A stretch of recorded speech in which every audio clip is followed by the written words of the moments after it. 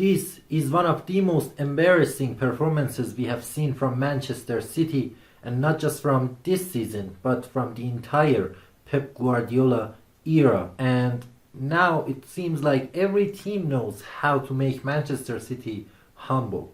Before we start, please don't forget to smash that like button and of course subscribe to the channel for more daily content.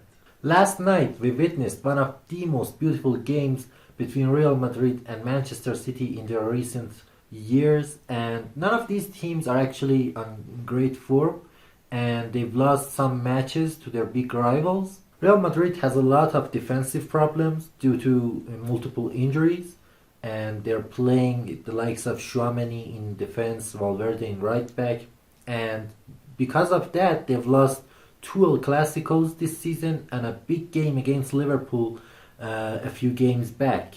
And of course Manchester City, as we mentioned in other videos, are having a tough season because of Rodri's injury and of course having a thin, aging squad. And aside from Chelsea, they haven't beaten any big teams this season. As a Liverpool fan, I knew from the very beginning of the game that Real Madrid was going to beat Manchester City. Obviously, we played both teams this season and we've beaten them 2-0 on both occasions. But if you watch the performances of these teams throughout the season, predicting a Real Madrid victory wouldn't be a hard job to do.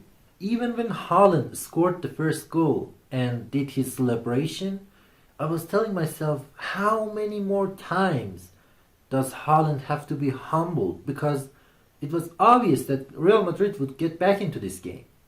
Because they created so many chances on Manchester City's goal, and scoring was only the matter of time. And despite having a lot of injuries in their defensive line, they still have a solid midfield and a great attacking line.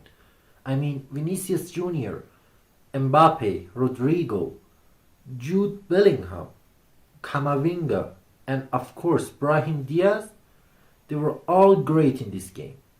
Mbappe obviously scored Real Madrid's first goal, and although it was one of the worst finishes I've seen in recent memory, and they were lucky that the ball went in, you couldn't say Real Madrid didn't deserve the goal.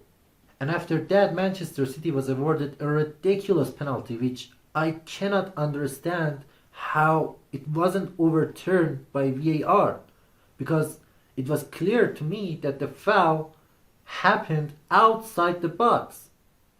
And if VAR cannot overturn these wrong decisions during games, and we have to stick with the wrong decision on the field every time, I don't know why we need VAR. Nonetheless, Erling Haaland scored the second goal for Manchester City from penalty spot, and in that moment you'd think to yourself, okay, despite Manchester City's poor performance, maybe this is one of those games where they nick a victory. But no, City's defenders and goalkeeper were so bad that they received 2 goals in the final 10 minutes. And honestly, we've seen it throughout the season. We saw it against Bournemouth, against Sporting, against Arsenal, and now against Real Madrid. Manchester City defenders give away the ball too many times. And you might get away with it when Kai Havertz cannot score an open goal against you or a one-on-one. But you cannot give away the ball to Vinicius Jr. or Mbappe or Jude Bellingham. These people are the players who score these chances every time. And in the end, it happened again. Jude Bellingham scored the third goal for Real Madrid and did the Haaland celebration to humble him again. And how many times do City players need to be reminded that this season is not a season when you can be arrogant or proud of yourself? I mean, you deserve massive respect for winning multiple trophies, winning a treble. Of course you deserve the respect and the credit. But the most important lesson you need to learn is to be humble. Because if you had learned to be humble At least after the loss you had against Arsenal. If you knew how to be humble, you wouldn't receive 2 goals in 10 minutes. And maybe you had a chance of winning this game. Anyway, mathematically, Manchester City still has a chance to stay in the competition. And they'll have to play Real Madrid next week again in Spain.